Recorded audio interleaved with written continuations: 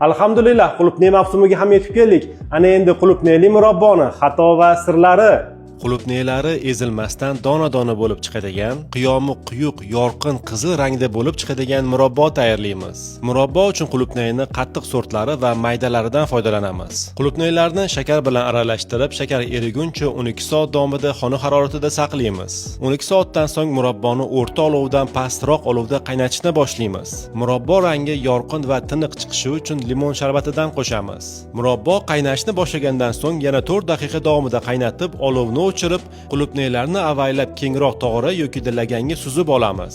Qiyomni yana 30 daqiqa davomida qaynatib, quyultirib olganimizdan so'ng, qulupnaylarni qaytarib solib, yana 5 daqiqa davomida qaynatib olsak, murabbo tayyor. Murabbo tayyorlashdagi eng katta xato bu murabboni baland olovda qaynatish. Banka va qopqoqlarni sterilizavat qilib, qopqoqlarni yaxshilab yopib, ag'darib, murabbolar asta-sekin sovishi uchun adyol bilan o'rab qo'yamiz.